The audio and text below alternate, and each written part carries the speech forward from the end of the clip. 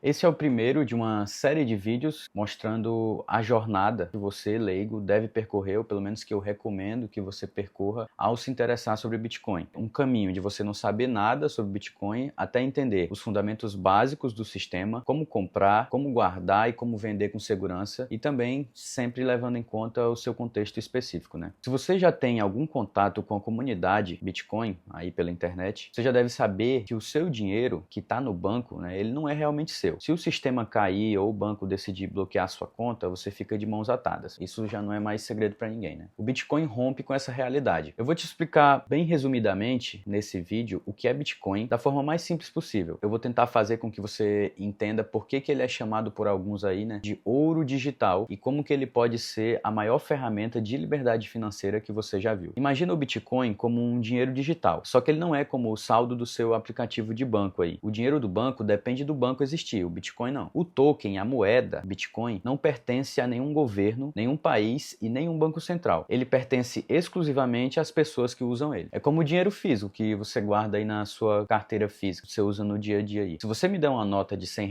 na mão, o banco não participou dessa transação. O Bitcoin é isso, só que na internet, né? Só que digital. Por que o Bitcoin vale tanto, né? Primeiro, acredito que seja importante apresentar as qualidades do Bitcoin, levando em conta, para não dizer que eu estou tirando da minha cabeça, né, as características de dinheiro que foram estabelecidas por Aristóteles. A primeira, durabilidade. A durabilidade não é um problema para o Bitcoin, que é digital, assim como para as outras moedas, né, que a gente usa no dia a dia, o real, o dólar, já que geralmente a gente utiliza essas moedas de forma digital, né. O ouro também é bem confiável nesse sentido, então não é problema para nenhuma dessas três opções. Na segunda característica, que no caso é a portabilidade, segunda característica aristotélica de dinheiro, o Bitcoin já passa a se destacar em relação ao ouro. Tem gente que acha que o ouro é o ápice da liberdade, né? Mas tenta sair do país, tenta sair do Brasil com 1 quilo de ouro. Mesmo que você seja um cidadão honesto, você vai ter que se explicar para o Estado, vai ter que provar de onde veio o dinheiro, mostrar nota fiscal, ainda vai ter que torcer para que o fiscal vá com a tua cara, né? Em contrapartida, você pode transportar qualquer quantia monetária que você imaginar para qualquer lugar que você quiser, sem nem precisar levar contigo nenhum dispositivo físico, né? Porque se a sua senha estiver memorizada, acabou. Não tem como ninguém tomar. Eu acho, né, que eu saiba, a gente não tem tecnologia suficiente para estar fiscalizando o cérebro dos outros, né? Na terceira característica aristotélica, a divisibilidade, que como o nome já diz, é a capacidade de divisão da moeda, que aumenta a eficácia, a eficiência das trocas, né? Se só fosse possível transferir no mínimo 1 Bitcoin por transação, por exemplo, seria muito mais difícil utilizar como moeda de troca, né, no dia a dia. Nesse sentido, Bitcoin e as moedas fiduciárias, as moedas de governo padrão, né, levam vantagem sobre o ouro físico por terem o uso digital. Ainda tem gente que chega para mim dizendo: ah, mas tem que ter muito dinheiro para comprar um Bitcoin. Então, você não precisa comprar um Bitcoin inteiro. R$ 1 equivale a 100 centavos de real, não é isso?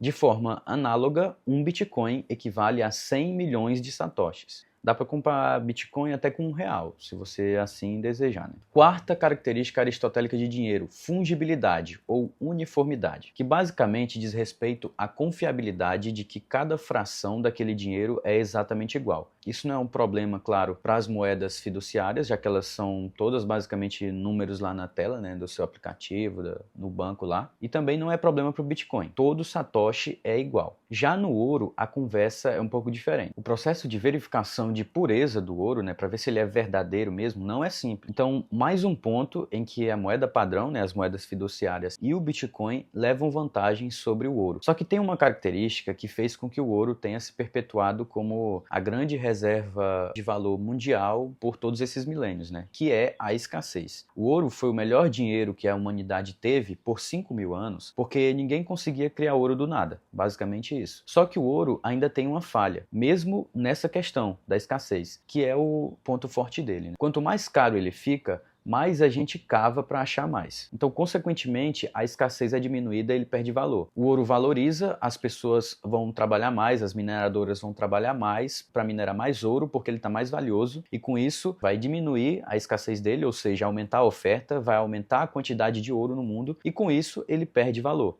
Nessa característica, o Bitcoin já é melhor que o ouro, o Bitcoin já é superior, porque o Bitcoin já é mais escasso que o ouro. E não importa o quanto que a gente se esforce para minerar mais, o código, o próprio sistema, ajusta a dificuldade de mineração para que continue sendo emitido sempre um bloco a cada 10 minutos. Ou seja, se de repente surge uma tecnologia revolucionária de uma mineradora específica, e aí eles passam a ter uma capacidade computacional e de mineração muito maior que as suas concorrentes, não é um problema, não vai ser um problema de diminuir a escassez do Bitcoin para que ele se desvalorize, assim como isso acontece com o ouro, porque o próprio sistema, com o tempo, vai ajustar a dificuldade da mineração para que continue sendo minerado um bloco na rede, na blockchain, a cada 10 minutos. É a média aí, mais ou menos, de quantos blocos são minerados no Bitcoin.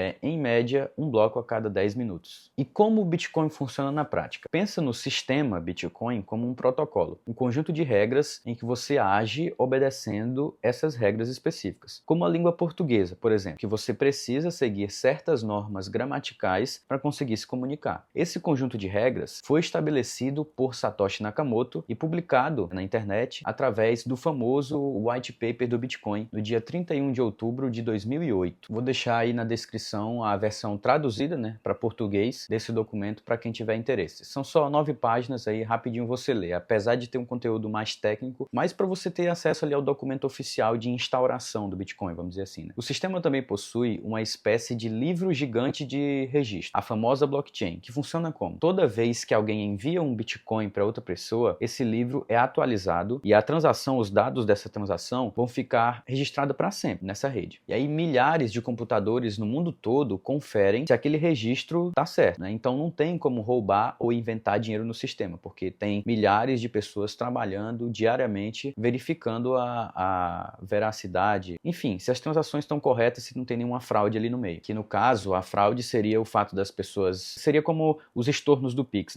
Você enviar um certo saldo para uma pessoa e depois pedir o estorno e ter o dinheiro de volta na sua conta. Os ataques à rede Bitcoin, as tentativas são nesse sentido, de enviar um Bitcoin para uma pessoa e tentar burlar a rede para que esse dinheiro volte para sua carteira, entendeu? E é por isso que ter dezenas de milhares de pessoas verificando isso, para não falar de forma muito técnica, verificando isso diariamente, constantemente, é extremamente importante e faz com que a rede seja praticamente antifrágil. Em resumo, o Bitcoin é um dinheiro seguro, ele é limitado, ou seja, ele tem escassez definida e que te dá a liberdade de transacionar riqueza sem nenhum terceiro se metendo. Eu já tenho uma noção de quais vão ser os temas dos próximos vídeos, só que é muito interessante que você comente as suas dúvidas e sugestões.